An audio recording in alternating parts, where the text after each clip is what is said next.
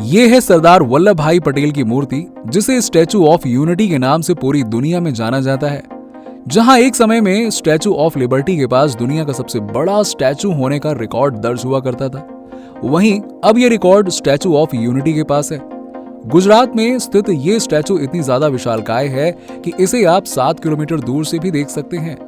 Engineering का ये अनोखा प्रोजेक्ट, जिसे बनाने में काफी समय लगा और अच्छा खासा पैसा भी खर्च हुआ, आज के समय में स्टैचू ऑफ यूनिटी गुजरात में टूरिज्म का सबसे बड़ा केंद्र बन गया है। सिर्फ भारत ही नहीं बल्कि विदेशों से भी आकर लोग इसकी खूबसूरती का आनंद लेते हैं। इस बड़ी प्रतिमा को इस हद तक बना पाना जरूर एक काफी मुश्किल भरा काम रहा होगा। न जाने कितने कारीगरों ने दिन रात मेहनत करके इस विशालकाय स्टैचू को खड़ा किया। तो आज की इस वीडियो में हम आपको ऐसे ही कुछ इनसाइडर के बारे में बताएंगे कि आखिरकार कैसे बनाई गई दुनिया की अब तक की सबसे ऊंची मूर्ति द स्टैचू ऑफ यूनिटी। इस वीडियो में अंत तक जरूर बने रहिएगा, क्योंकि आज का वीडियो बहुत ही खास है और सरदार वल्लभ भाई पटेल के लिए ये हमारा एक ट्रिब्यूट भी है।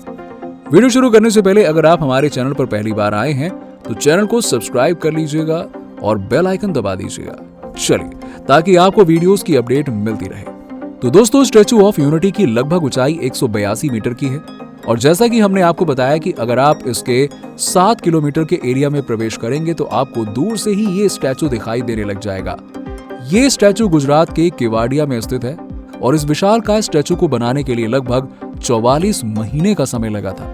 जी हाँ, बात करी जाए इस स्टैचू के पीछे कितने कारीगरों का हाथ रहा है तो लगभग 800 स्थानीय कारीगरों के साथ 200 चीन से बुलाए गए कारीगरों ने इस मूर्ति को बनाने के लिए अपना पसीना बहाया था। इसके अलावा इसे तय समय पर बनाने के लिए लगभग 4076 मजदूरों ने 2 शिफ्टों में काम किया था। जी हाँ, तब जाकर ये मूर्ति बनकर तैयार हुई थी। इसे बनाने के लिए जिस कंपनी को कॉन्ट्रैक्ट दिया गया था उसका नाम लार्सन एंड टर्बो, जो कि एक कंस्ट्रक्शन कंपनी है और कंस्ट्रक्शन फील्ड में इसका काफी ज्यादा नाम है। हमने आपको बताया कि यह मूर्ति की लंबाई 182 मीटर है, जो कि अमेरिका के स्टैचू ऑफ लिबर्टी से 2 गुना ज्यादा ऊंची है।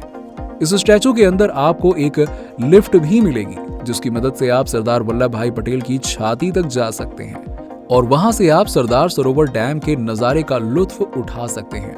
और साथ साथ यहाँ मौजूद हसीन वादियों को देखकर आपका मन यहाँ से वापस जाने का तो बिल्कुल नहीं करेगा। अब आप जानकर हैरान हो जाएंगे कि ये मूर्ति जहाँ पर स्थित है, यहाँ लगभग 80 किलोमीटर की रफ्तार से हवाएं चलती हैं। जी हाँ, लेकिन इतनी तेज हवाओं के बीच में ये मूर्ति एकदम डट कर खड़ी रहती है। और तो और, ये मूर्ति 6.5 की तीव्रता वाले भूकंप को बड़ी आसानी से झेल सकती है। और दोस्तों, है ना कमाल की बात, सचमुच में ये एक इंजीनियरिंग का बेहद ही अनोखा अजूबा है। ये सब सुनने के बाद अब एक सवाल आपके दिमाग में जरूर आ रहा होगा कि इतनी बड़ी मूर्ति को बनाने के लिए किस तरह के मेटल का इस्तेमाल किया गया होगा। चलिए, ये वाला कंफ्यूजन भी हम आपका दूर कर देते हैं। इतनी बड़ी मूर्ति को बनाने के लिए सबसे पहले तो इसके बेसमेंट यानी कि बेस का मजबूत होना बहुत जरूरी है। तो शुरुआत होती है इसकी मूर्ति के बेस को बनाने की, जिसके लिए कई मीटर लंबी खुदाई करी गई थी और फिर इसके अंदर तरह तरह के मटेरियल को डाला गया था, जिसमें आयरन का इस्तेमाल सबसे ज्यादा हुआ था। इसका बेस जब बनकर तैयार हो गया तब मूर्ति के बाकी के हिस्से पर काम चालू हुआ और यहाँ इस्तेमाल किया गया 2000 टन का ब्रॉन्ज। इस मूर्ति को और भी ज्यादा मजबूती देने के लिए बेस के ऊपर ये पेडेस्टल को तैयार किया गया था और फिर बाद में शुरू होता है असली काम। सबसे पहले एक सिलिंड्रिकल शेप का विशाल ढांचा तैयार किया जाता है, जैसे कि आप वीडियो में देख ही सकते हैं। रात भर यहाँ वर्कर्स और इंजीनियर्स इसे बनाने में लगे रहते हैं। 100 से भी ज्यादा क्रेन्स का इस्तेमाल यहाँ पे किया गया था। क्रेन की मदद से स्टैचू के बाकी हिस्सों को उठाकर आवश्यक जगहों पर लगाया जाता था और फिर धीरे धीरे इसके पूरे ढांचे को सबके अकॉर्डिंग तैयार करा गया था और इसके बाद इस मूर्ति के चारों तरफ लगभग 6500 मैट्रिक टन का स्ट्रक्चरल स्टील लगाया गया था। एक बार जब आपका स्ट्रक्चर बनकर तैयार हो गया तब इसके ऊपर 18500 मैट्रिक टन का इन्फोर्समेंट बार लगाया गया। इस इन्फोर्समेंट बार की मदद से इसके बाहरी सतह को तैयार किया जाना था, जिसमें सरदार वल्लभ भाई पटेल की प्रतिमा तैयार करी जानी थी। इस प्रोसेस में सबसे पहले सरदार वल्लभ भाई पटेल के निचले हिस्से को तैयार किया गया था, जैसा कि इसके पैर के हिस्से को, जिसकी ऊंचाई लगभग 80 फीट है। इसके बाद इसके ऊपरी हिस्से पर काम चालू हुआ और फिर बारी आती है चेहरे के हिस्से को बनाने की, जिसकी लंबाई लगभग 70 फीट तक की है। एक एक करके इसके पूरे हिस्से पर काम किया गया था और दोस्तों ये बेहद ही मुश्किल भरा काम था, जिसे करने में अच्छा खासा समय लग गया था। प्रतिमा बन जाने के बाद इसको फिनिशिंग देने के लिए पूरे स्ट्रक्चर की पॉलिश भी की गई थी। दोस्तों अब आपको ये भी बता दें कि इस दौरान इस मूर्ति को बनाने के लिए लगभग 22,500 मिलियन टन सीमेंट का इस्तेमाल किया गया था। सरदार वल्लभ भाई पटेल की इस मूर्ति में 4 धातुओं का इस्तेमाल किया गया है, जिसमें बरसों तक जंग नहीं लग सकती। स्टैचू में 85% तांबे का इस्तेमाल किया गया है।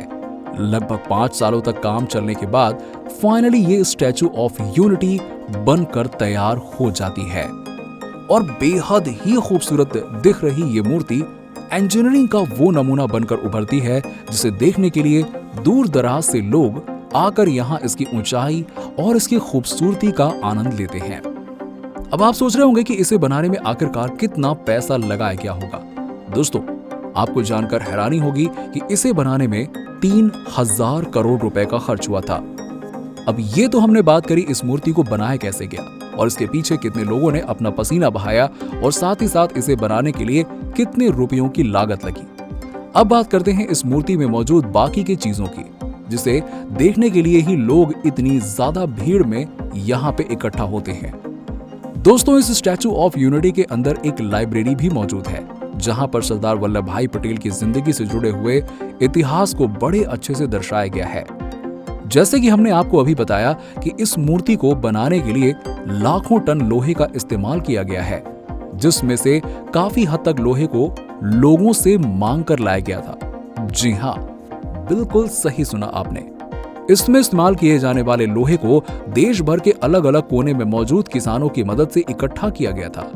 जब इस मूर्ति को बनाया जा रहा था तब एक ट्रस्ट का निर्माण किया गया था, जिसका नाम था सरदार वल्लभ भाई पटेल राष्ट्रीय एकता ट्रस्ट। इस ट्रस्ट ने आयन इकट्ठा करने के लिए एक अभियान चलाया था, जिसका काम देश भर में मौजूद किसानों से लोहा इकट्ठा करने का था।